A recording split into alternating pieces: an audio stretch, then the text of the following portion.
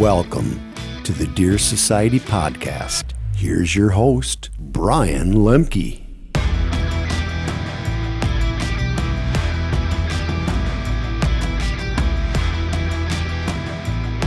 What about down to, what about 2, what about 2, what about 2, what about 200, that not here down to, what about 2, now 3, here we go, talk to me now, 300 now, 400 here down, 5, to get a 5, all in, all done, I have sold it to the guy in the front with the bank-approved loan on the 200 acres of tillable ground.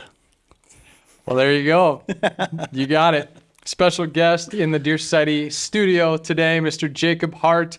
I'm Brian Lemke, joined by JJ Ducart, and Jacob from High Point Land Company is here joining us today. Jacob is not only a proven big buck killer, but an expert, not only auctioneer, you just heard that, kind of nationwide renowned auctioneer, but also an expert when it comes to land investment, real estate. So Jacob, welcome to the podcast. We're going to be talking about some really cool things today. All things land investment, what to look for maybe when you're searching for that farm and where to look, maybe how to acquire your first farm or your next farm, and just the benefits of investing in real estate and land. So lots of cool things, and obviously some hunting strategy built into that. So without further ado, Jacob, I want to throw it over to you. Thanks for coming on, and just kind of introduce yourself. Tell everybody who you are and kind of what you do. Yeah, absolutely. You guys didn't think I was going to do that, did you? I didn't. It kind of caught me off guard. I like it. Rock it right out of the gate. We have clients that'll, they'll say, before we move forward with this auction, we'd like to hear what it's going to sound like. It's at a kitchen table in some house in, rural wherever. And, you're sitting there with a husband and wife, usually 75 to 100 years old. And it's like, all right, here we go. But no, thanks for having me. I appreciate the opportunity. And I think there's a lot of knowledge that I've acquired over the course of the last 10, 15 years of the real estate business that can really be beneficial to the folks that watch this. And I hope it is. I hope everybody can buy a farm someday and be able to do some of the cool stuff that I've been blessed to be able to do. Absolutely. So, well, first of all, before you get into more background, let's touch on the auction thing for a second. Like, what did it take to learn that skill? Yeah, that part's actually really easy. There's an auction school. There's one in Mason City, Iowa, and then that same company, Worldwide College of Auctioneering, has another school that they put on in Denver. And I would have gone to Mason City because I grew up in Rochester, and it would have been close. Well, they didn't have the school going on, so I went to Denver for that. And then there's another school, I'm not sure what it's called, but you go to school to be an auctioneer. But the reality is they tell you in the school, I want you to look around, everybody in the room, there's usually 30 to 50 people in these classes, and learning how to be an auctioneer, learning how to do a chant, different things like that. They'll say, look around. There'll be a 96% failure rate for the people that are in here. So, pick 2 people that you think are going to be around in the first 2 years. And then there'll be another 96% failure rate for the 2 of you that are left. So one of you will probably make it. So there's a school that you go to for becoming an auctioneer, but the school is really geared towards getting people out of the comfort zone, making sure they have confidence with a crowd, and then teaching them how to run an auction business or how to sell themselves to get the opportunity to sell somebody else's service or product or whatever that is. So getting into the auction business, I can go down a long trail of how that happened. But there's a school for the actual auction chant, and they teach you a lot, and they're really good at what they do. Very interesting. Very cool. So, on top of that, just give us kind of a little background on you. Obviously from Minnesota originally. What do you do now, and how did you kind of get to that point? Absolutely. So I own High Point Land Company. That's my primary focus for that business. I take care of the auctions, sales manager for the agents. We have agents in Minnesota, Iowa, Wisconsin, Missouri, and Colorado. We're, I think, to 43 employees currently, and we're really trying to grow at the right level, grow at the right speed. So we're we're selling tillable farms, we're selling hunting properties, rural homes, rural commercial grain storage facilities, and hog confinements and chicken barns and turkey barns and that sort of thing. But primarily row crop agriculture and hunting land, I would say, are the majority of the sales. High Point has been focused on land real estate sales specifically since 2013. And that year, I think we sold 3 farms, and last year, company-wide, we just sold over 300. So we're really growing, have some amazing people on staff, and really doing good.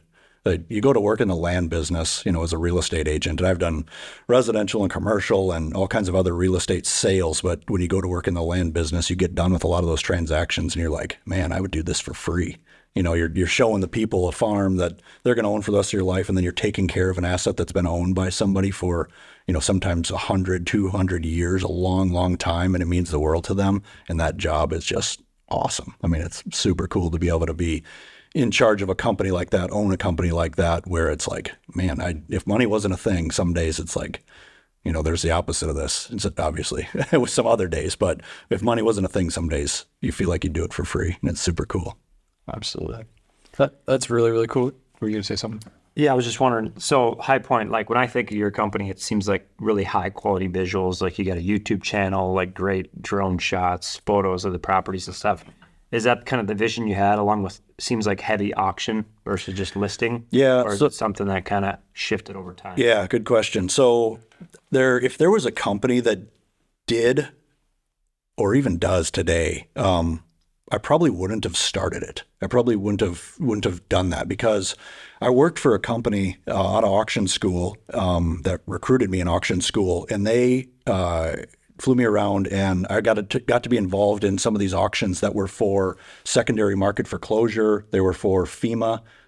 We did one property of 6,000 properties for the New Orleans Redevelopment Authority after the Katrina hurricane went in. So you're selling like a home or a lot every 30 seconds, 500 properties a day at auction with thousands of people there. The closings are in the back of the room. You're selling them from the government through FEMA back to the public, and it's their homes that they had to fix from building levees.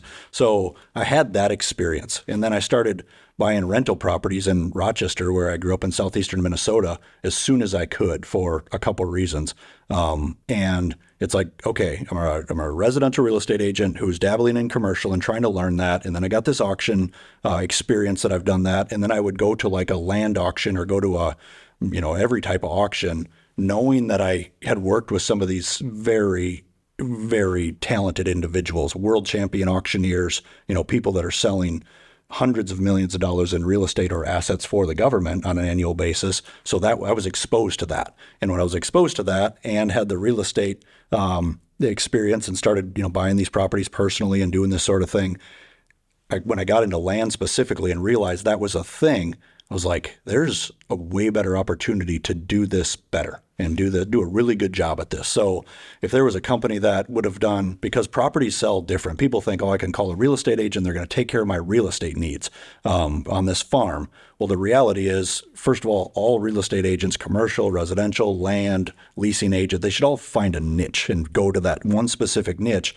And then with land, for example, High Point sells farms 7 different ways. Well, that was the result of saying, well, this attorney is going to do a sealed bid sale, and that has pros and cons. This person's going to do an off-market private treaty sale. This residential real estate agent's going to do a traditional listing. This auction company is going to do an auction, and go through those different steps of why isn't there a company that does it all, that specializes in the land and the land sale only, but then has these different avenues for this high quality tillable farm, this super high quality deer hunting farm that everybody in the county wants to own, this farm that no one wants to own because it's in a floodplain and you can't even get to it, or whatever that story is. So if there was a company that did what High Point did, I would probably be an agent for that company today and just do that. And then I think when you're exposed to other types of business and other people, you see like, they're in this business, selling cars or whatever it is, and their marketing is super high level and it's beautiful and it's attracting the right high quality individuals because it's got that much extra, focus on it. So it didn't start out that way, and that wasn't the intention, but that's what it grew into, just because I kind of get focused on things where it's like, how do we be the absolute best at that? And whatever it takes, how do we do that better and create something that's got some really long-term potential impact? Right on. So let's jump backwards a little bit, there.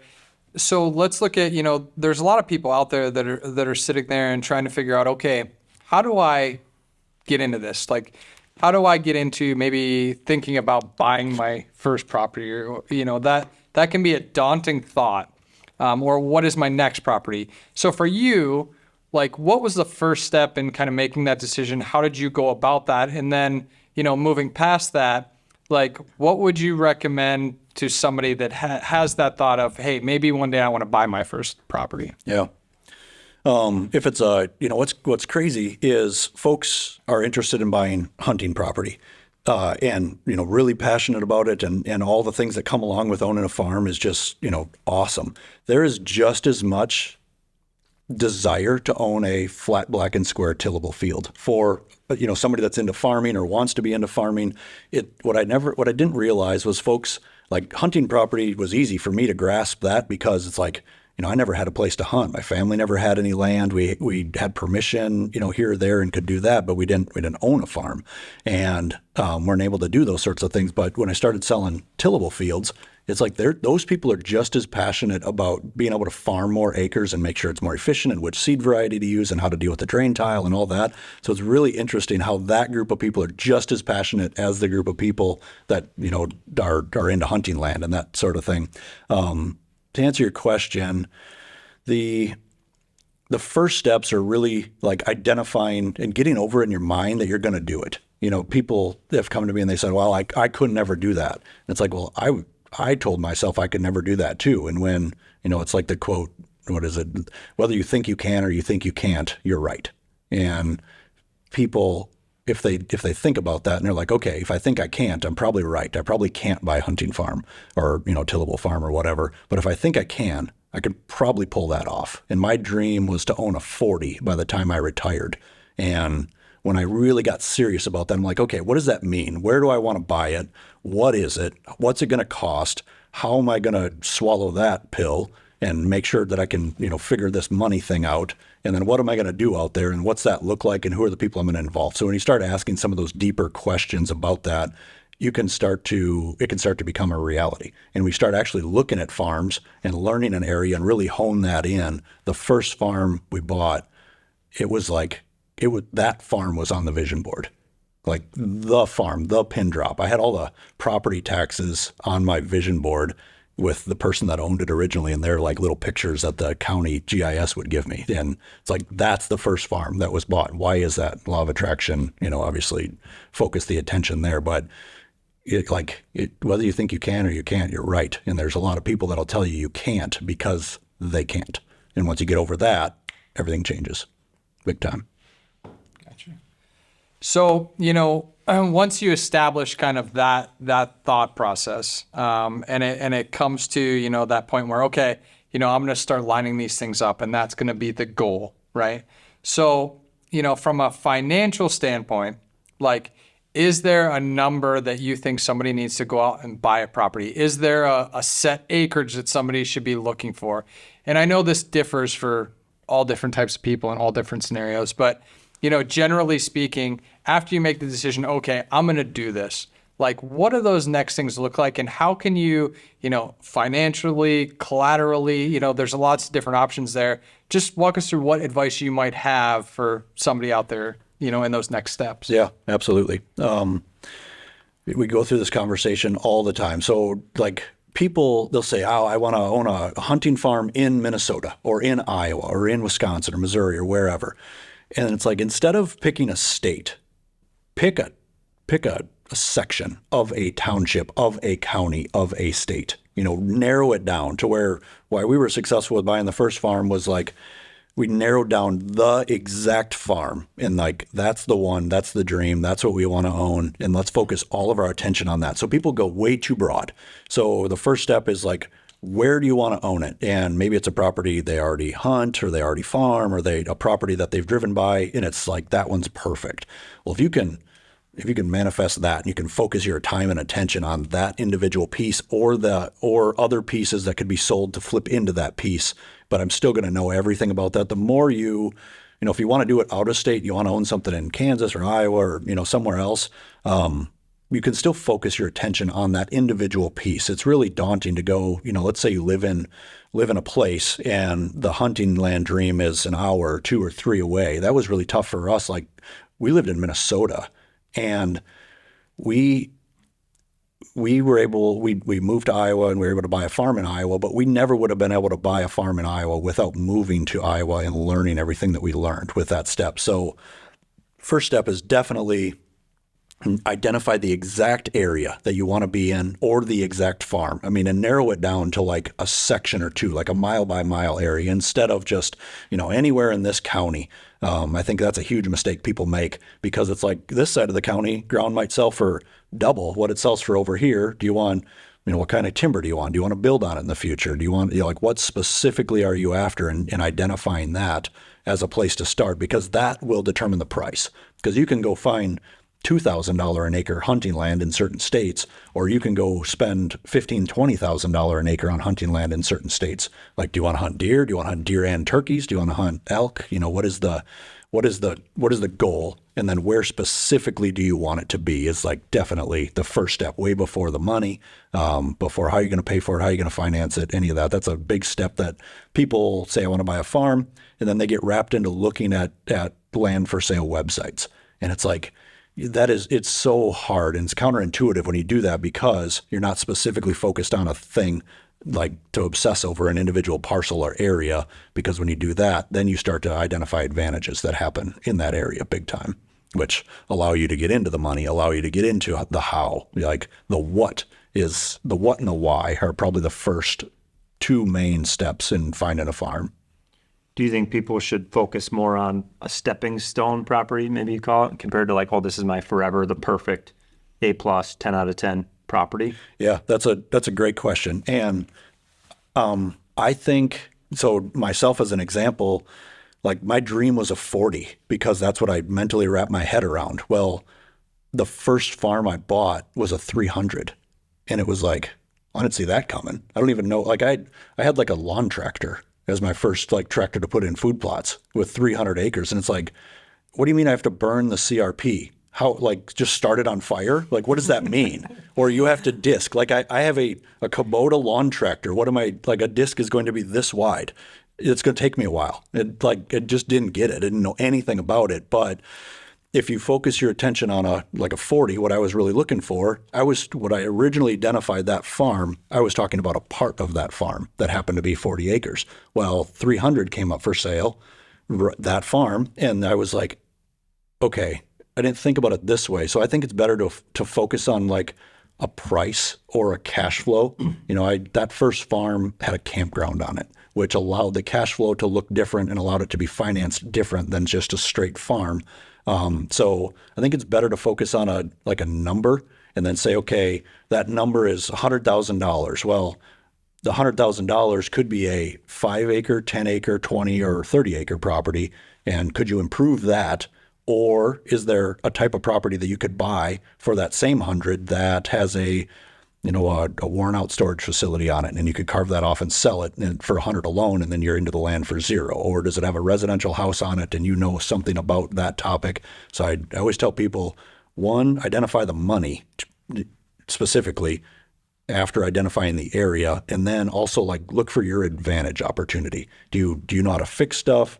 Do you have access to equipment? What's the next step with that, and try to identify the price instead of the acres and looking into a flip. Because if I wouldn't have wrapped my head around the 300 and done that, I would have never been able to buy that first farm, because my goal was a 40. But if I would have said, okay, the number is up to this, or the cash flow number is up to this, I wouldn't have learned that, okay, if the payment's going to be, on a 300, thousands of dollars a month, well, if the campground makes thousands of dollars a month, my spread of buying the 40 that I could have afforded is probably the same payment, because these people are all making the payment for me at the campground at that time. So I think you got to be open to some of those other things where, if somebody would have come to me and said, could you buy this 300? I'll be like, no, that number is really tough for me, but the cash flow number was what kind of got me over the hurdle mentally of financially to say like, wow, this is possible. I mean, I wrote it off. I remember writing it off saying like, never going to get the 40 off that farm because of 300 and some rich guy and blah, blah, blah, every excuse you tell yourself. And then I went in and told my dad, and he's like, well, just figure it out. And I was like, what do you mean just figure it out? I can't. He's like, well, if you can't, you're probably right. You probably can't. But if you can and you figure it out, then you'll probably own it forever. So maybe look at it again. And I was like, light bulb. It's like, okay. And I went back in my office for like the next 8 hours and, have all these little scribbles and whatever in these notebooks. And I was like, I think I could make this work. The campground's got to make a lot more money, but I think I could do that. So it's just getting over the mental piece. The biggest challenge is the person in the mirror for sure when it comes to that. And they need somebody to answer the questions too. There's just so much, I don't know if it's, you're kind of scared of even jumping into that, but if somebody can answer those questions and start breaking down numbers, like me, I'm totally visual on numbers. Like you could tell me all the numbers in person, but I'm like, put it on paper, let me see it, let me visualize that. Yeah. Like they need somebody to ask questions. Absolutely. And I like those questions, like finding people to ask questions to about those things, finding the right banking relationship and reading about that or watching YouTube videos about the topic of the numbers. Like we've really tried to put out some good videos on like the actual financing numbers, like what's a loan amortization? How does the interest rate affect it positively or negatively? How do you refinance? And when you start absorbing the knowledge that it takes to pull that off and to convince the bank that you are a viable person to give a loan to and you go down that route, then it's like, okay, now I have some knowledge about this and it's not as scary because it's terrifying. It's like, how am I going to afford that when it's 10 times my house payment? And, how do you do that? But the knowledge becomes power very quickly. Yep. JJ, you bought a farm here within the last, what has it been 5 years? 2018. Okay. What was that process like for you, when you first kind of were thinking about that? Just kind of talk me through what those thoughts were and looking back at it now, is there anything that you would have done differently knowing what you know? Well, I got to include my wife on this one because she's the financial wizard. So, I get my questions answered by her, which, relieves a lot of. We all get our questions answered. Yeah, by financial our wives. wizard or not, that is the resource for all of my answers as well. Yeah, for sure. So it was like leaning on. Obviously, I'm like, we need great hunting land. Like I had the one objective, she has a different objective. So, Sure. She wants a house. I want good hunting. How can we meet in the middle? But yeah, I was just fortunate, honestly, that she understands a lot of the finance stuff. And but we were looking for a long time, and just the listings keep popping up. We probably should have talked to somebody because you're just looking online, like what's popping up, what's available. We just snatched one like right away. Got really, really fortunate. Saw the listing, walked it next day, made an offer. Like we acted fast, but we were prepared because 5 years prior, we just kept an eye on it. Right, we were ready for it. Like if something happens with this. Like we want to be ready to jump on it. You started the money conversations, the education on the topic 5 years in advance. Yeah. Yeah. And just sitting there waiting. And then we saw that one listing pop up and we called, walked it, ended up knowing the realtor, which was actually nice too, because then you get a lot more information on the deal too. But yeah, and just like, let's act fast. So I think, I'm sure there were other people that saw it, didn't act as fast and missed out. That's a huge, the preparation, people see the highlights. They're like, oh, they bought a farm. Now they're out there doing all this fun stuff and, lucky them. It's like, you don't see the work that went into that. You only see the highlight reel of the after effect. But, like you said, 5 years, it was probably that or double that where it's like, how are we going to do it? Where are we going to get the money? How are we going to finance it? You already had all those things answered and the area question answered before that. So when the perfect one did come up, boom. And it's like, oh, that's so easy for you. Well, it's so easy for me because I've been thinking about it for 10 years and I've been planning for it for 5 of those years. And then it allows you to do that. So many people are focused on just that spot right there where it's like, one came up, it's perfect, and we don't have any of these other things figured out. Somebody else gets it. And even after we walked it, it was like, we got a lot more, they said there might be a building site in the back. The back acreage, that's at a different section. So then we're going on the county, website, trying to figure stuff out, calling people like, a lot of 12 hours of, cramming stuff in there. But, and then years prior, like we kind of did the process you talked about, trying to find a spot. Like we would look on maps and I would find a great looking aerial view of a property and we would write letters. We would like call the landowners and talk to them and met with several of them, came close, but it didn't work out and just, kept grinding. Not grinding, but just kept an eye out on it, and then finally some popped up. So we did the exact same thing. And the only reason we identified the one was because the neighbor was one of those people that said, yeah, I'd be interested in selling in the future. So like then we were honed in on that neighborhood and it's like, well, we don't like that farm as much as we thought we did. This one over here is perfect though, but we did the exact same thing. Was knocking on doors and meeting people and seeing if anybody would ever consider selling in that neighborhood just because it seemed like nothing ever came up for sale and we had that excuse. But when you know the neighborhood and you focus your attention there and you're laser focused on like you did 12 hours of research, for example, well, you knew what website to go to, you knew what questions to ask at what township and what county and what board of supervisors, and you knew those laws in advance. And that makes a huge difference because otherwise, if you don't know those things, you don't research in advance, you're very uncomfortable with the purchase that you're going to make. Is this the right one or not? But if you've been researching and looking at in a narrowed focus, when that comes up, it's like, I know where to get the answers and I'm going to act on it right now. So that situation 9 times out of 10, like what you described is probably when the people's dreams are actually realized. They've done those things. Otherwise the uneducated purchase becomes a mistake right away. It's terrifying. And then how we expanded on that through, a little bit larger property with the whitetails from scratch and whatnot. It was the same, that the landowner had different parcels that they sold separately. Nobody knew that she was about to sell the next one with her house on it and the next one. And then, so you kind of get on the front end of the conversation, start talking, and you understand like what's available then from there, and then you can grow from there. So that was like, that's how it started small. Okay, so you guys bought the one and then met the seller of that and then purchased other ones from that same person. Yep. Yeah, that's so important to look at the place in advance. What the identification helps you with is like, look at the neighbors. And as one, is it a neighborhood I want to be in hunting wise? And two, are those neighbors ever going to sell? Like if it's somebody that loves deer hunting and their kids love deer hunting and those kids have kids and they're going to love deer hunting, the odds of you ever being able to acquire the neighbor and get more when you want to do that is very slim versus if you buy one and even if you overpay for it and you know that individual is going to sell more in the future, who are they going to go to? The new neighbor that's the nicest person ever and really has good intentions with their land long term is always the first call. Yep. Cool.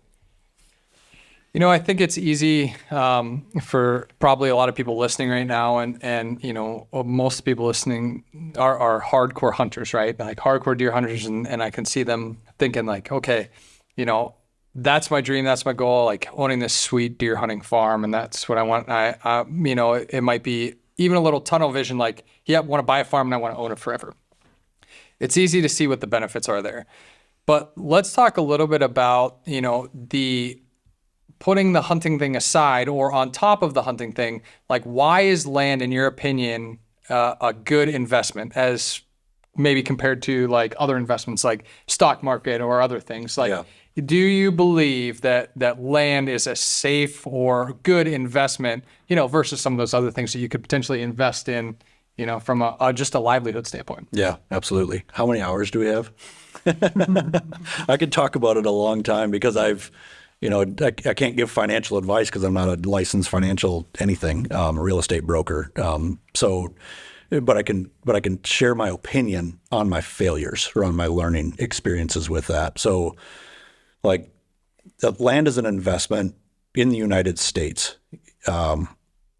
If you look at farmland, for example, and just say that we have a recordable number there's like 995 million acres of farmland in the United States. So, well, if you start looking at that farmland, for example, like half of it's in places where you can't grow much. It's in, some really dry, never rains, can't irrigate it, restricted like crazy. We can't do anything with it. So let's say half of that is productive farmland growing, things that are food and fiber that make the majority of the products or the gas or the products that we utilize in the United States to live. I mean, you look at everything in this room or everything we're consuming, like it either came from land or came from a byproduct of the thing that was fed on land, everything we're going to eat today, all those things. So we lose 1 million acres of farmland a year in the United States. Like 1 million acres to roads, to wetland projects, to housing developments. I mean, you look at, it's like, oh, it's only a 40 or a 160 here or there or wherever, but we lose 1 million acres of farmland. So from a scarcity perspective, that's farmland. That's measurable row crop agriculture certified through the USDA. Like if it's 1 million acres of that, think how much hunting land is taken, because the trees get scraped off, that still gets developed and all that. But like there's very few restrictions on going and wiping out a 150 acre, 300 acre recreational piece of ground. Whereas some counties, you can't build on a property that has a high soil quality for farming purposes. There's restrictions there.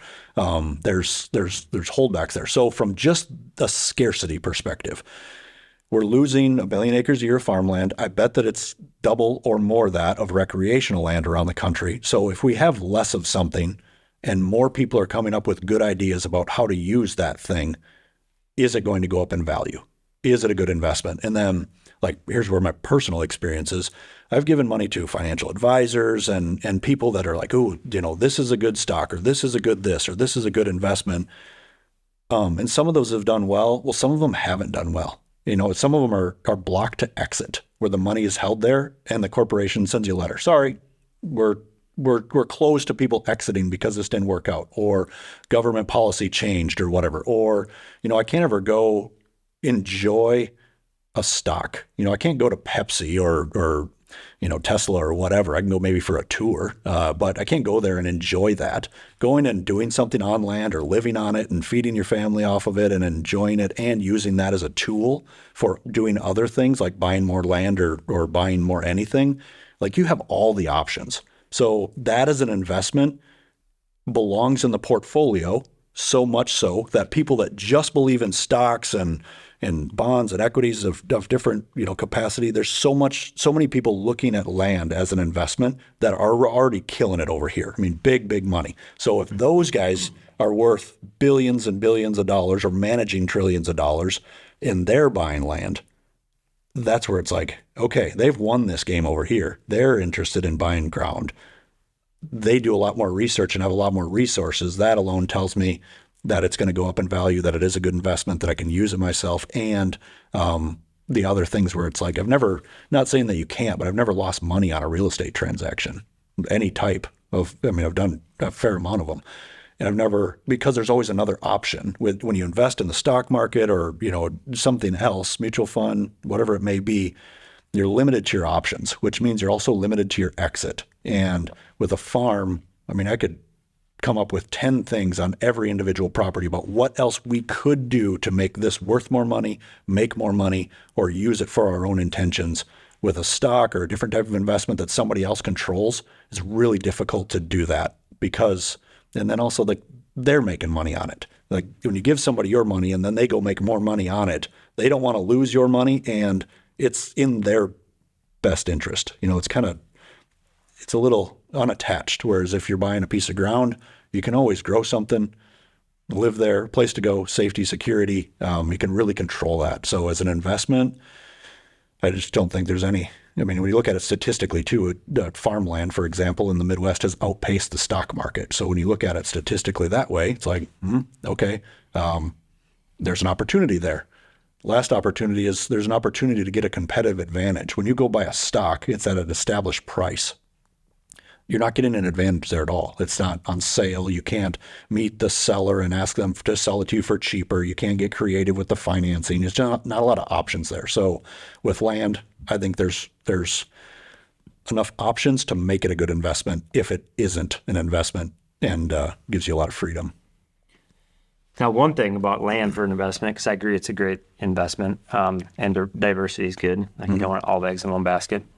For me personally, you get so attached to the land, it's like you never want to sell it. Like you get a stock of Pepsi, you're like, Pepsi, I don't care about Pepsi. But like, oh man, that one tree stand where I shot that big buck, I can't get rid of that. I know the value went up, but so you get attached to land too. Yeah. So it's like, should you look at it if you're investing? It's just more like maybe you do want to invest in like ag fields or something. Yeah, You're like, where you're not so emotionally attached. Yeah, for sure. versus the hunting side, you're like, oh man, can't do it. That you have Never to- sell this one. I have one tree stand on a farm, and it is in the most beautiful, straight, perfect walnut tree. I mean, the tree's probably worth $10,000-$15,000, and that tree is not like, I would rather it fall down because it's the best tree stand location ever. And it's like, I wish that was a tree that wasn't worth that because it's so perfect, but I'm going to screw tree spikes into it and I'm going to do these other things because it's in the perfect spot. So you can definitely make a farm not a great investment financially on paper because you enjoy it so much. But it's like, man, if you can enjoy something that much, I mean, then who cares about the investment? Who cares about the money? Like the money's never going to make you that happy, guaranteed. So yeah, that can be a challenge, but that's where row crop fields or rental properties or any of those other kind of things, the hunting farms are like difficult to part with, and parts of that are even difficult to maintain or manage because it's like, I like the way that looks. I'm not going to take a dozer through there, or I'm not going to put an excavator in there. I can't get over cutting down this beautiful, park-like setting. So the hunting properties are difficult sometimes on that, but other real estate I think fits into the investment a little bit better, maybe. And there's the flexibility too. And Brian, you probably had some questions, but yeah, the logging and the CRP and you want the ag. And if the property is diverse, there's some cool things you can kind of play with over time too. Whereas again, like the stocks, like you can buy and sell. Yeah, they get to have the fun. The folks that are managing that. Yeah, for sure. So, yeah. I want to kind of stay on that hunting topic here for a minute and talk a little strategy. So JJ, I'm going to ask you first, when you are looking at properties and you mentioned like when you were buying your first property, you were looking for specific things, right? Like I would look at an aerial map and think, oh, that'd be a really great hunting property, right? So like, what are some things that you look for in, or you could recommend somebody that's looking at a piece for hunting? Doesn't matter how big it is. But like, what are some things that stand out to you from a property aspect that you look for in good hunting land? Yeah, and my view is going to be different than probably Jake's over here. I think the uglier, the better for me. And I've looked at some properties where it was on the market for a long time. It was scrubby. There's no timber value. There's no ag. There's a conservation easement on it. Like you couldn't even touch it. Looked like just a dump, and I'm like, oh, that's going to hold some big bucks. So Yeah. nobody wanted to buy it for a long time. Somebody ended up buying it and putting a house on it. But I feel like the gnarlier and the uglier, the better. But, then the value's lower on certain things too. But yeah, big bucks like ugly sometimes. Yeah. So that's what I look like. And then looking at, be Google or the Onyx or whatever, you can just tell when there's a scrubby piece that's been abandoned in an old pasture, all the cedar trees. Everything's grown up and kind of rough looking. Yeah, I like that stuff, but it is probably not what Jake's looking for. I mean, I agree. I mean, that's where like the work is already the hard part of cutting down beautiful trees and all that kind of stuff. It's already done, and if you can buy it at a discount and then improve that, and it's for hunting specifically, like the nastier, thicker, and cheaper, the better when it comes to that sort of thing. You don't have to go in and wreck pretty, be concerned about that sort of thing. So I agree with that kind of property. And when you're in on it cheaper, it allows you to get out of it if you don't like it, if it's not the case. And it's surprising how many times we have somebody that purchases a hunting farm and then we sell it to somebody that doesn't hunt. They just want a place to go four-wheeling or a place to ride horses or a place to build a home or, do some of these other things. And it's like, they don't care if there's big deer. They don't care if there's trees, good value or no value. So getting out of those properties, as long as you purchased in right, can make it a little bit easier than going and buying a property you think is going to be awesome. And you can make it awesome and it's in a good neighborhood, but it's like, geez, I'm into this thing for way too much and I'm stuck with it and I have to wait for time to solve this problem. But if you're in cheap and you identified the thickest, nastiest thing in the neighborhood, and if it's ugly, that's where the majority of the biggest deer are going to come from for sure. Yeah. How often do you come across this scenario where, a hunter, for example, acquires a piece, comes in, changed it, transforms it into what you would call like a hunter's paradise, right? They put in the work, they put in the food plots, water holes, whatever, manicure it towards a hunter, and then turn around and sell it, to another hunter. You mentioned the opposite of that happening a lot. How much do you run across that scenario where people are trying to increase the value of their property and then, capitalize on that with another hunter coming in and flip out of it? Yeah. Yep. There's some folks that are doing that, at scale, and they're making YouTube videos about it, and they're doing all that, which I think is awesome. And you look at a property, and it's like, what can they do in, I know what that takes to make a property like perfect and obsess over how to make it perfect. And you can't do that in a season. I mean, you can only put so much equipment in there and then see how the animals react to it and really plan that out and really try to figure out how to do those things. But if you have CRP contracts expiring or farmers that have leases there or timber that has to be cut down and then regen to kick back in and do that, like that takes time. So there's some people that are doing it. I mean, I don't know the percentage. I would say maybe 1 or 2 in 10. But what happens is people do it without knowing that they're doing it. So they go in, they make the property improvements, and they might not know that they're going to flip it, but over the course of 2 or 3 years, they put a lot of time and effort into that work. And then when they do that, it appreciates or it goes up in value. Over the course of the last 30 years, we've had a lot of real estate run up and increase in all things real estate. So along that entire trend, when I've been focused on land business, along that trend somewhere, they buy a property, improve it, and then it's like, okay, it's gone up in value and I can afford a bigger one. So now that I can afford it, now I'm interested in a bigger one. If I bought 40 acres, now I want 80. If I bought 80, now I want 160. If they can do that financially because of what they've done and they have the deer picture history, they have the history of harvest, they have the history of what they've done on the property, those properties are easier to sell. There's more people looking for a property that has established deer history, already has the food plots, already has a cabin or a cabin site or a camper site.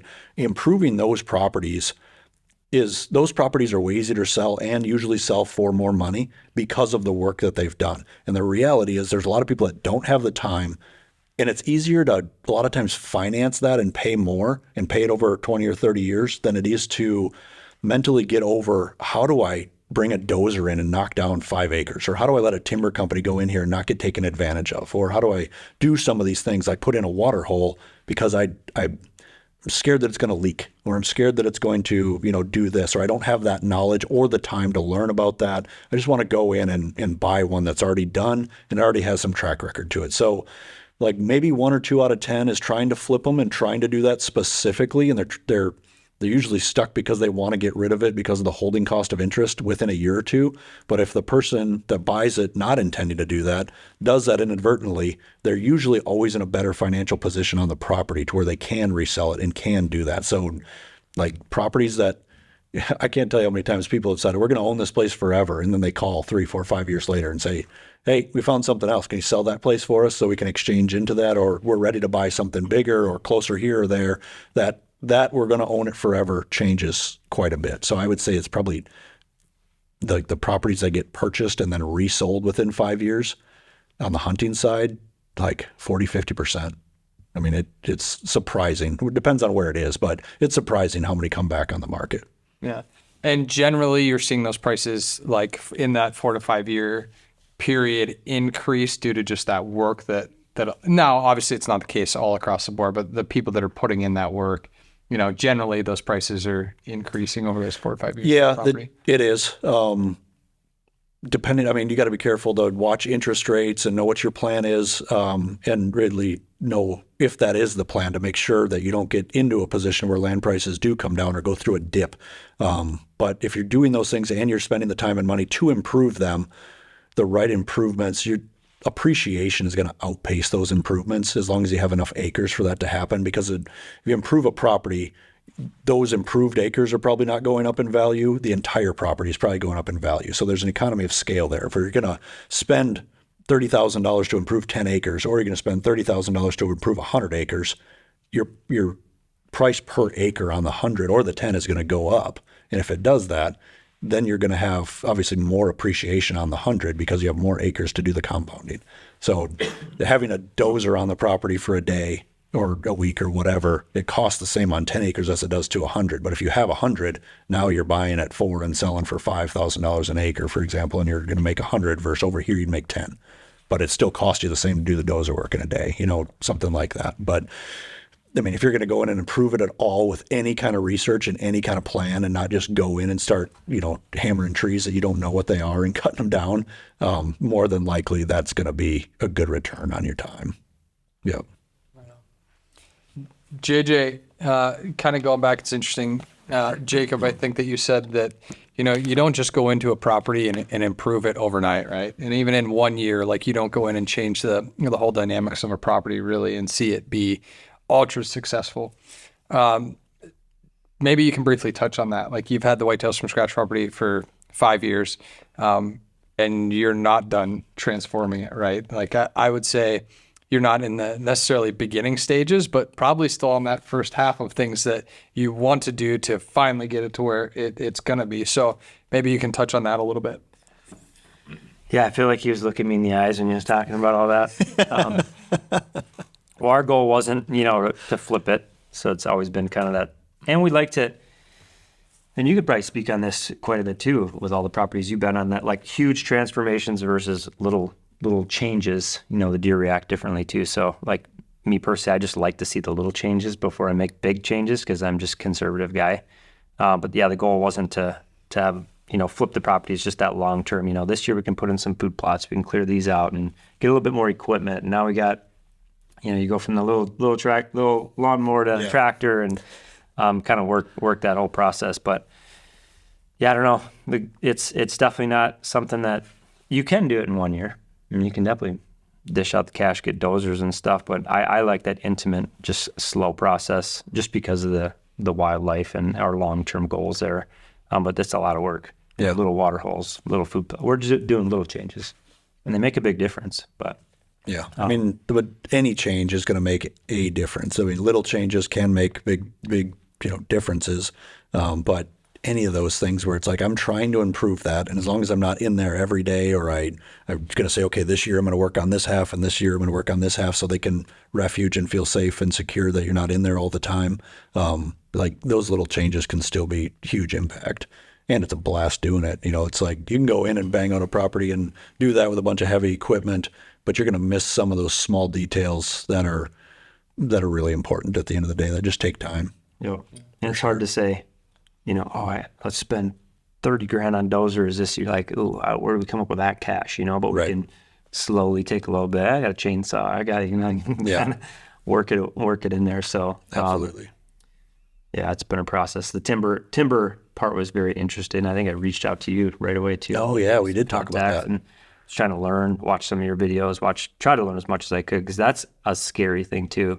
You just hear people, you get taken advantage of by these timber guys, and they cut all your trees, or they'll cut trees that you didn't mark and all this stuff. So that was a long process. We talked with, 4 different loggers and the DNR, and ended up going with somebody we knew because we trusted that more than just, some guy we didn't know from out of state or something. So absolutely. And that worked out really well. But yeah, it was so much more comfortable going with somebody that we knew. He was a big time deer hunter. He had that in mind. He let us walk through and mark trees with him, and he knew the hunting strategy along with the timber part. But that was one of the most fun projects that we've done on the land, was that timber harvest. So that was cool. It's daunting though. Yeah. The thing that always gets me, the logger that I use the most now, and have developed a good relationship with him, just like what you're saying. I've had him, he's got a big chainsaw, has all his protective gear on it. He'll look up and say, "Are you sure? I can't stand it back up." It's like once it's cut down, it's, an 80, 100-year-old tree. It kills you to cut it down, but it's like, okay, we know what it's going to do. We know what the overall plan is. But if you have a person in there that you don't trust, or a person, I'd rather make half the money on a timber harvest with somebody that I'm going to continue to do business with, and somebody that picks up the phone that I can trust. If it's less money, well, at least I know this person. If I have a problem, I call them, and I know that, I know that person, and maybe I'll benefit, back from it someday. But a person that's just going to come in and give you the best deal, there's usually a reason for that. They're going to cut a corner somewhere, steal something somewhere that just probably isn't going to work out. And it's a dangerous job. And Yeah. I've heard a lot of scary stories about those guys cutting big trees down. So Yeah. This guy that I know, with the that, insurance, you definitely want. yeah, they're on your property doing those things. Yeah, he was walking through the timber last year and wasn't cutting, didn't even have a saw, and a big widowmaker just fell out of a tree and smoked him in the head and dropped him, broke his back. And this guy's, probably late 20s. It's like broken back in your 20s affects you for the rest of your life. I mean, it's a dangerous job. I mean, they're cowboys and they're good at it, but like you're playing Russian roulette every day out there. No doubt. One thing, we can talk about it quick, just changes on a property. I've been able to see, a lot of different scales of changes on like hunting properties, for example, like from the biggest of big, like hire everything out you got to do in year one and let's get it done too.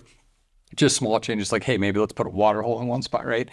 And what I will say, and this is just opinion, and a lot of people might disagree, but I think when you look at it, it affects deer in different ways and it affects different age classes of deer differently. I think if you come in, let's just use 100 acres, and you have 100 acres, and you come in and you totally change everything about it, and you put in the best food plots, and it doesn't matter what you do to it. I think if there's a certain age class of deer, now I'm not going to say it's 4 years old and older, and I think all deer have different personalities, but I do feel like those older bucks that have grown up there, lived there the whole entire life, they're used to the way it is. And I think if you come in there and you change everything like this, the blink of an eye, and you spend that much time on that farm year one, I think it actually, with those older class bucks, can do some harm. It can push them off there. If you do too much and you don't give them the space, you mentioned maybe you do half the farm and then half the farm. If you don't give them that other half of the farm or give them the space to feel comfortable while those changes are being made, I do think it affects them. I do think in that model, you start to see some of these younger deer, though, that year after year, it's more of a long-term thing. Like then, you have your 2-year-olds or 3-year-olds that grow up with those changes, right? And they take form to it. And that's when you really see those results pay off, right? So, you're designing things the way that you want them and giving those deer what they need. I think from a big picture standpoint, those deer that grow up there, you can become very successful in having more opportunities at those deer. But I do think if you come in and you make some of those drastic changes and do it all at once and overpressure them, I think that can do more harm to the immediate short term in like year one or even year two than good. So that's an opinion, but I've seen lots of different scales there. And I don't know if you have any experience there or have seen much of that or have an opinion on it. But that's kind of what I've seen as a whole overall, from a change standpoint. I agree. Jake? Yeah. I mean, I agree. I've taken the approach, treat them like cattle. They're an animal. They're going to have basic animal needs. And I was hunting in Kansas one time, and I drove a four-wheeler into a property, and I got in there, and I blew these deer all over. They're running all over. Didn't see anything. It was bad. Left there, came back a few days later to that same spot, got in really early, walked. It was a different situation, really windy, got in there. And a couple hours after daybreak, this farmer drives down that owned the property that allowed me to hunt there, drives in, feeds the cows, walks through the timber, whatever, and this giant buck that I knew was in there just watched him the whole time. And it's like he's conditioned to that individual in that vehicle making that amount of noise. When I come in here with a four-wheeler or come in here creeping around, he's just not conditioned to that. He knows that's danger. He knows this guy has been delivering hay bales and banging around in a tractor or, slamming the gate or whatever. So when I go into a property, I try to condition them and say like, okay, if I want to hunt this deer and I know that he's here and I know that he's living in this specific spot or going to a new farm, like how do we take it really slow until that initial target that we know there is acquired and we're able to get that deer down, and be really careful. So if there's a big one there, the last thing you want to do is go in and run him out because he'll go live somewhere else. That's how he got to be old and smart. So I think those small changes are good there.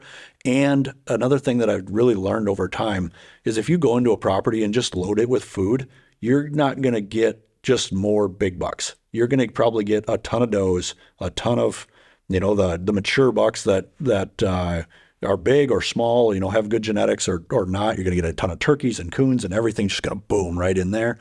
Whereas if you take a more strategic approach where it's like, okay, we're going to plant stuff that my example is always start with clover. People say, what kind of food plot should I put in? I say, always start with clover and move backwards. Something where it's like, you're not going to eat everything clover. I plant everything into clover. It's cheap. You get it established. It's easy to mow. It's easy to maintain. Once you get established, you don't have to worry about drought or lots of other problems. It's just growing, and then scale it back into other crops from there. Or whether it's different food plot seed or whatever it may be, but start with something that's very simple, that's non-invasive. I bought a farm and I just went in and loaded like 10 acres of corn into it. And I was seeing like 40, 50 does per sit.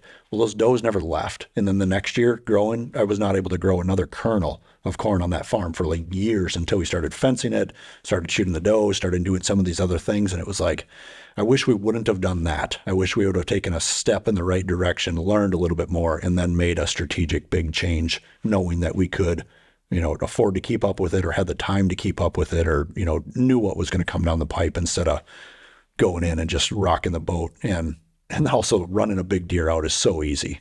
That's a real concern if there is one there. Yeah, I think it comes down to whatever changes you're going to make, big or small, you just have a plan first, and take it one step at a time. But having that overall plan really helps with, the short-term and the long-term effects of those changes. I want to get into where we're at right now, like what the market looks like right now. There's always that question: are land prices going to go higher? Are they going to stay the same? Are they going to drop? Is it let's just start there and then we can build upon that. So in your opinion, like what are prices going to continue to go up? What's that look like? That's probably a good spot for another financial disclaimer. If I knew, then I would know, just like anybody else. If you had a crystal ball, then you'd conquer everything. Things go like land. I always like to look at the past to try to figure out the future. And land is always done, up and down as it goes up. And scarcity, things getting ruined. Hunting land in general, for the first time ever, people are getting kicked off of a farm that they've hunted forever or generations because it sells, because it's become really expensive, because people are realizing if I want to grow huge deer here and have it be exclusive, I have to treat it like this and I probably have to own it. So like the hunting land category I know more people 10x, 20x at least, that are under the age of 30 that want to buy hunting ground than all the people combined between 30 and 100, because they grew up with easy access to land and, certain ways of hunting where you just went out and it was this style instead of this style. So, I think the future of hunting land is bright because I know a ton of people that can't afford it yet that are working every day to afford it. That's what their life is about. They want to own land. They want to realize this dream. They want to do that. So the future of the hunting land category and agriculture just like that is really bright because the next generation wants to own it more than ever. If you would have talked to a bunch of 20, 30-something individuals 20 years ago, I bet you'd find a lot less people that want to own that. And they don't want to own it just for deer hunting. They want to own it for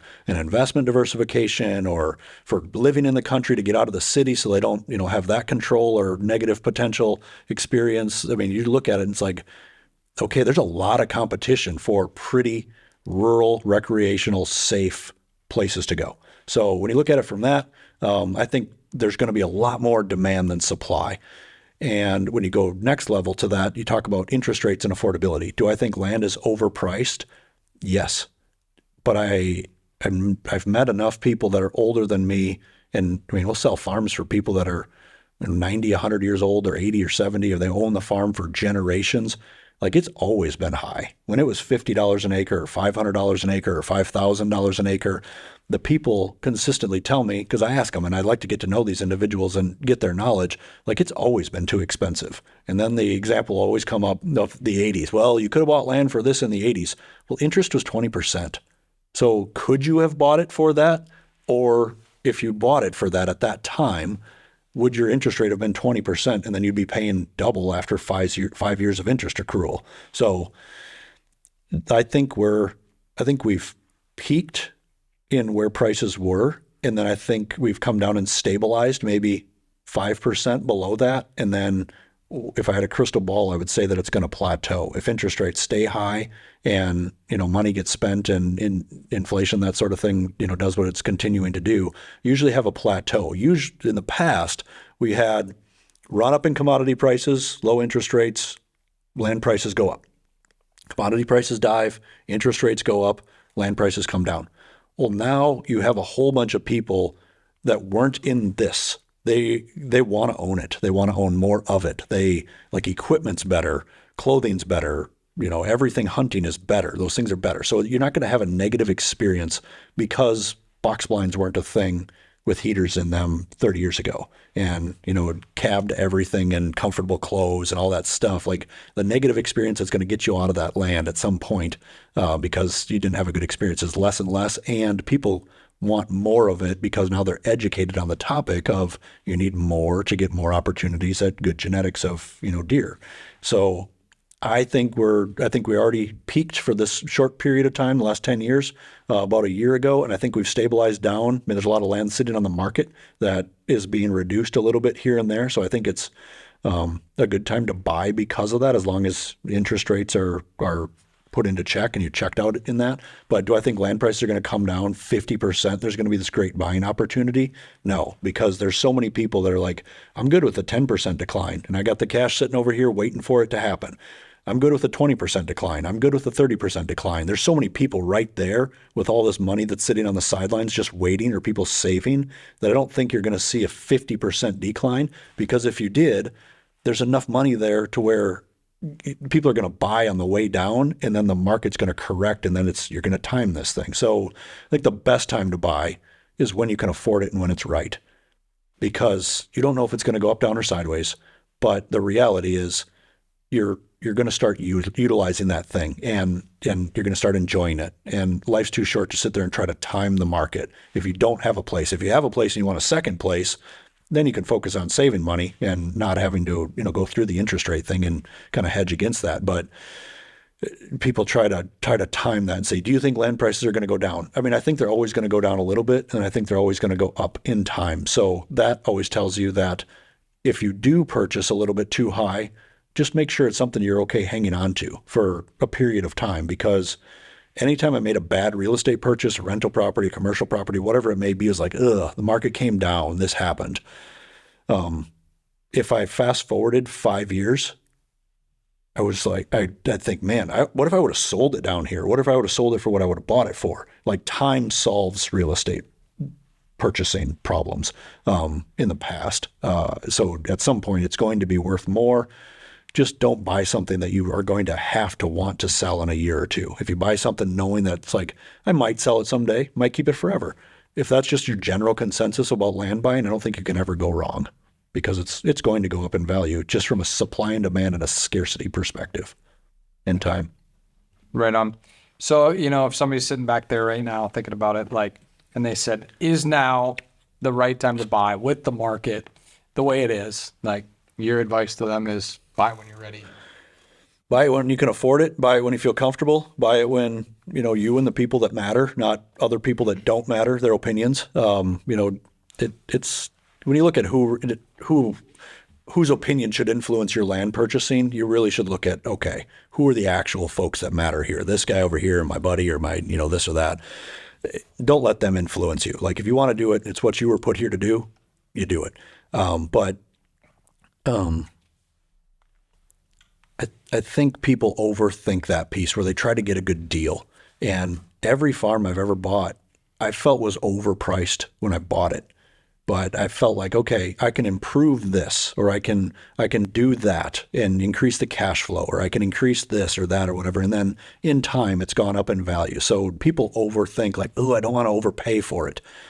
And then the land goes too high. They never set a place in time where it's like, I'm in right here. And then like, you got to figure out how to make appreciation while you sleep, and time is how you do that the majority of the time. And if you have appreciation over the course of time, you're not doing anything else. I just don't think you can go wrong. Whether the markets, like you might say the land prices came down 5% from where we were a year or 18 months ago. Well, interest is triple. So did it come down? If you're financing it, it's really more expensive to buy today, even at a 5 or 10% discount, whatever the math is there, depending on how long you're going to hold it. But if you're going to go buy a farm at 3% interest, or you're going to buy it at 7 or 8, it's like, well, yeah, you're getting a better deal now, but the timing is wrong because interest. And you're going to sit there and come up with excuse after excuse after excuse about like, well, prices are too high. Well, gas is too much. Well, interest is too low, whatever it may be. And you'll always find an excuse. But if you set a point in time and you buy a place that makes sense for you, now it's like, how can I make this better? How can I improve the value? How can I, like, it's just positive thinking, because you can't sit there and talk about the potential negative because you're in. So once you're in and you're established, it's all, how do we go better from here? Not worried about what if it's too high, what if it's too low. So I think you should always be buying, always be the mindset where it's like, how do I buy more? How do I get more in advance if that's the goal? Because if you set a place in time, you will figure out how to do it. Or if the market is going to go up or down, you're going to find out about it after it's gone up or down. There's no way to time it. Otherwise there'd be, people doing that and making a bunch of money at it. And then back to like buying, something that's more affordable as a stepping stone. I think I saw a video that you did a while back on the 1031 exchange, like using a purchase to then get into the next one. If you want to walk, if somebody wants to hear about that real quick, can you give a high level overview of how that would look? So if you look at, the tax is a big thing. Like people don't, taxes aren't, you don't know about taxes until you need to know about taxes. So if you go to a job or you go to your business and you're making money, that's going to be ordinary income or going to be taxed at a certain rate. If you have the 1031 exchange or 1033 exchange or some of these different tax allowed legal vehicles, you buy a property for $100,000, it goes up to $150,000. If you take that math, if you can exchange your 150 into another property and not have to pay the 30 to 50% in tax on the $50,000 gain, you just saved like 27 to 30, like you just saved that math. So if you do that, you didn't have to pay tax there. So if it took you, a year to make $50,000, but you were taxed at, 36% tax bracket, like there's a compounding difference over here, but you didn't, like you might have forced appreciation, but the market might have just given it to you also. So if you can take advantage of the tax loophole that's legal that people have been using for decades or generations to create wealth, use that tool. So if you buy a farm at $100,000 and you find another farm and that farm is held for investment, it is not your personal residence, for example. There's some other rules you got to look into and make sure. But 1031 exchange primarily is real estate held for investment. So you can't do it with your personal residential home if that's on the property. If you separate them, then you might be able to figure that out, which a lot of people do because they'll hold the home for personal and then they'll hold the land for investment. Sell the farm, go into another farm. Now you've gone in and you've transferred the basis of that farm into the new farm and you've exchanged the gain, tax deferred. So that exchange of the gain tax deferred means you got to take all the money that you made and exchange it into the next farm. So you create this snowball where it's like, if you do that a couple times, you can be at a lot of acres pretty quick because you're rolling forward the equity tax free and you're doing it at a 20 to 50% rate faster because you're not working for that money. But if you have a job while you're doing that, so you take your job income or savings and you have the appreciation from a farm and the 1031 exchange and you pile all that into a farm, you can really scale that number pretty quickly. But the 1031 exchange vehicle, I would say on average, like it costs you, people call all the time, hey, I have a property, I made $10,000. Well, it's going to cost you between $1,500 and $2,500 to do an exchange. So does that make sense? Or like sometimes people say, I just want to pay the capital gains tax. The capital gains tax is still the cheapest tax you can pay, to my knowledge. So even if you had to pay capital gains tax on the appreciation, you just took the money and then went and bought another farm with cash, and you didn't want to have to get under the scrutiny of the purchasing timeline. At least with that, you're still paying less in capital gains tax percentage wise than any other money you can make anywhere else. So 1031 exchange, baseline, buy a property for X, sell it for more. Don't pay any tax today on the gain, roll it forward into the next one and into the next one. And there's lots of rules and strategy and things around that, but it's an extremely effective tool for growing acres in selling one to buy more. Yep, absolutely. Does that answer that, or is there anything specifically you need me to talk about on that? No, I think if people have questions, they should sit down with somebody and go through the numbers and break it down in detail. I was just trying to give kind of another option for people to think about, Yeah, absolutely. There's so many, if you just YouTube that or anything else, there's so much knowledge out there for free, and there's so many other people that have done that. If you specifically wanted to learn about 1031 exchanging into a next hunting property in a state, there's probably somebody that's made a great video about that topic and could teach you more than you would ever learn otherwise. There's so much information out there about how to do this, where I hope people are feeling more confident in doing it because there's so much information and there's so many other people doing it from all walks of life. I could sit here and tell stories for hours about this person from this country moved to America and bought a farm, and now they're hunting out there with their family, or they've lived here forever and they're a 23-year-old kid and they bought a farm. And people always, like at auctions, a high-priced auction, like a lot of the auctions that we've sold for the highest price in the last year were to like people under the age of like 25.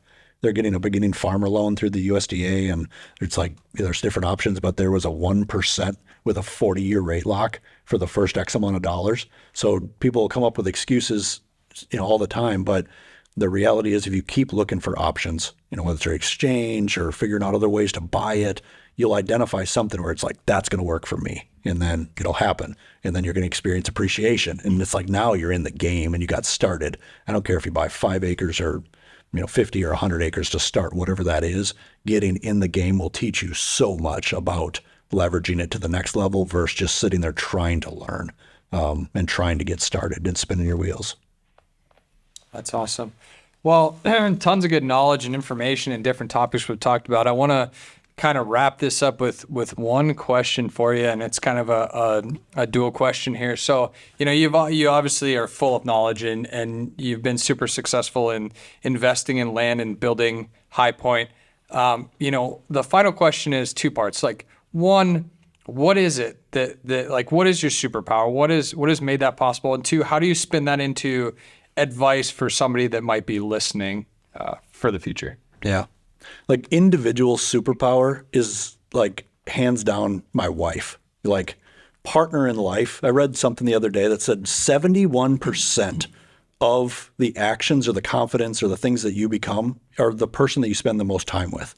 So my wife's super important because, the people around you, I don't care if it's your best friend or your spouse or your parents or whoever you spend the most time with, mine happens to be my wife.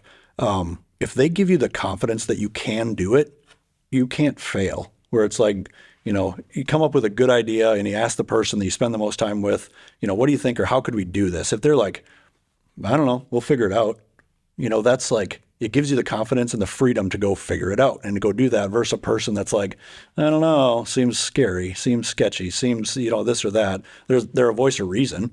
But just like the confidence and the knowledge and having a person that you can talk to and say like, here's what I want to do. And that person supporting you is like, it just gives you so much power and so much leverage.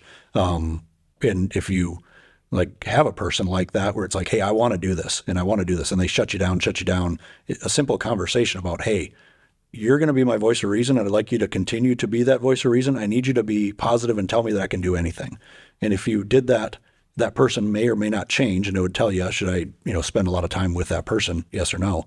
But I think when you have somebody there to support you, whether it's a spouse, a buddy, a parent, a person that's important to you, when they know your goal and they support you in that goal, it gives you so much more fuel to where you can go do that thing. And I mean, just having the confidence that it's going to work out, being positive about it, and knowing that this is what I want and I've identified that thing. The people that, like, the internet is brutal. Like, people are so mean, and they say the nastiest things, and it's because they don't want people to outpace them. Yeah, or there's two types of people that lift people up, and everybody rises together, or people that pull people down in order to raise themselves up. So when you have those individuals, a lot of times that are exposed on the internet, it gives people like some mental, challenges where it's like, should I do that? Is that what I really want? Is that, so establishing what you want and surrounding yourself with people that are going to make it happen. The right 3-5 people changed my life like that. I mean, it was like, boom, everything changed. High Point changed, confidence changed, buying land changed. Every dream came true like right now. And then you get to a point where it's like, okay, what do I want if everything I've ever wanted has come true? Everything that I could conceivably put down as a goal comes true.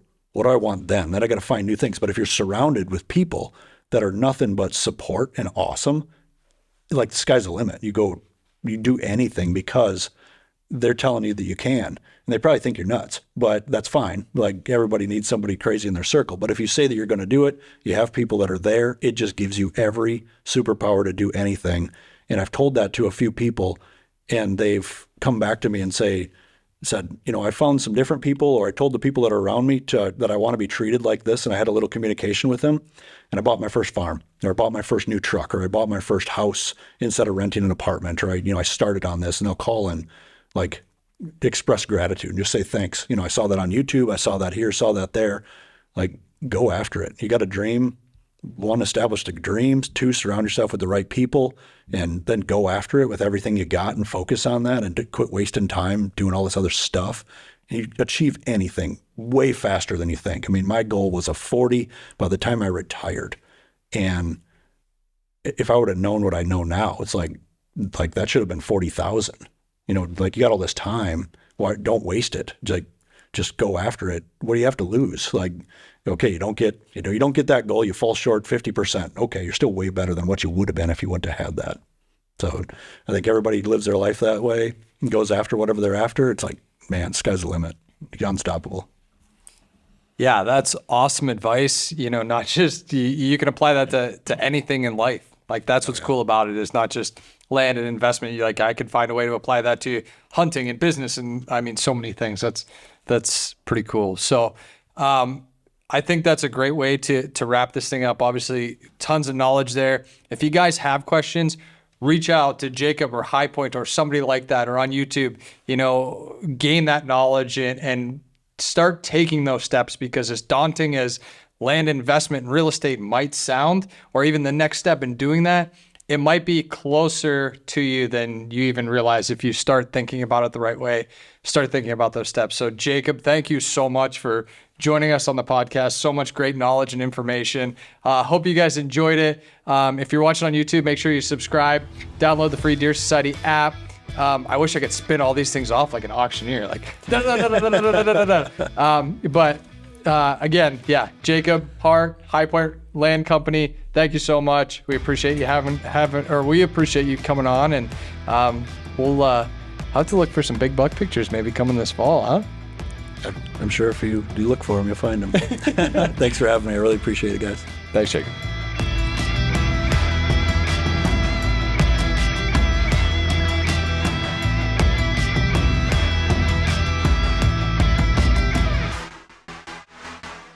All our sponsors here at Deer Society are partners whose equipment we know we can trust are going to make you more successful and have a better experience in the field.